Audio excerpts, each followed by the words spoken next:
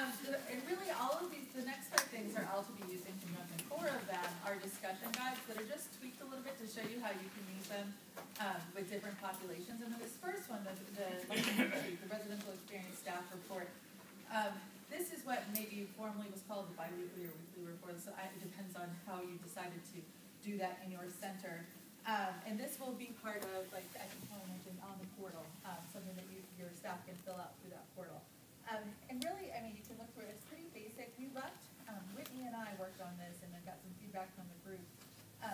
And we left it intentionally very open-ended. Like the questions are very general so that we felt like we might get a little bit more about what's actually going on from the student if we left it open instead of saying specifically, like, you know, did you have an issue with the desk this week? It's like, it really covers the first 1, 2, 3, 4 questions.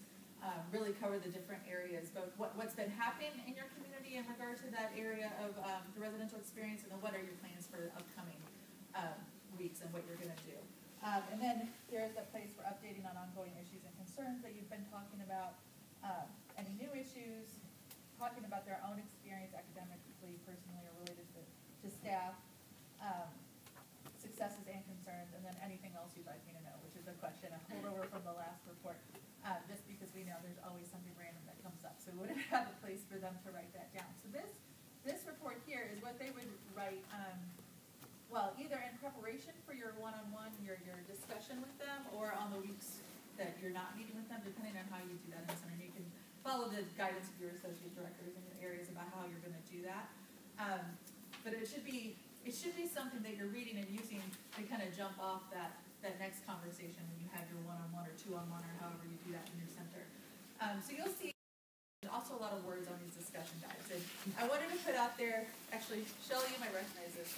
This was developed for you all as grads originally in Foster and then adapted to make it into the residential experience piece. But when I first did a guide for my grad students, for like new supervisors, is to really help people think about being intentional in their one-on-one conversations with their staff. A lot of you do this organically anyway. You ask about all these areas and you do that, and it's just kind of a natural thing you don't have to think about. But for new supervisors, and especially I think new graduate students, it can be overwhelming. You can have an hour-long conversation. It'd be a great conversation. They still have no idea what's going on in that student community at all.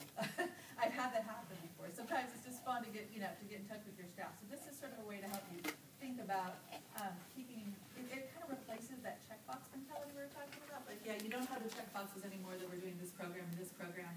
But if you are ongoing throughout the semester asking these types of questions, you'll know whether or not the students are getting this experience and where the struggles are, where the successes are, and that kind of thing. Again, it's not meant to be something where you ask all these questions every time, because that would be ridiculously long. And we want it to be a conversation that's natural and that flows. So this is, again, like it's a guide. But the first 2 sections, I think, maybe 3. No, first 2 sections are really about the students or the staff members' experience. So, because I think you probably remember we mentioned the first time, we are not saying that just the students have this experience with living with us, but that we all have this experience with working here, depending on what level we are, might be tweaked a little bit. But we want to talk about how the personal development, academic life of the staff member that you're talking to, or the student leader you're talking to. We want to talk about their community development within staff or their student leader group. So if it's, you'll see in here we have an LLC version, or learning community version. We have a student leader, like the student government version. We have a graduate version and a student staff version. But I think it's very easily tweaked to the library staff. I think you could definitely do that depending on what applicable is done. You could do it with your RC's assistant managers and whoever you're having the ADs to use it with their managers. Me with my staff. We decided not to do a separate one for everyone because we know you're smart enough to do that yourselves, but we did show you a couple different versions of like how it could be tweaked for different positions.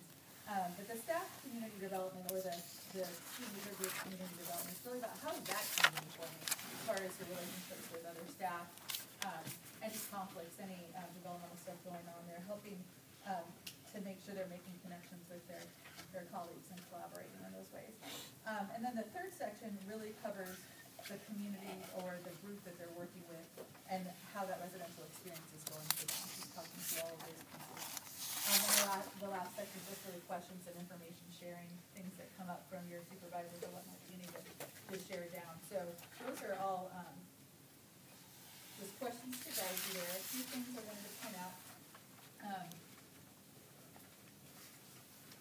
One thing I would really suggest, and this is something that I have found really helpful, is that I think this will be more useful to you if you take notes in those one-on-one meetings and you know what you talked about last time, combine it, really use it closely in conjunction with the staff reports, and then review those before you meet with the student again to really know where to jump off from. Because it might be you spent the last time talking a whole hour about academics because they were really struggling with that.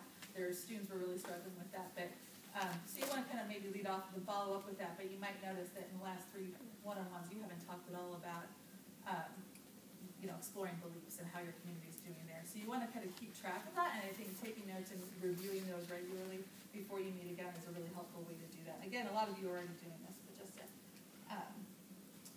just a little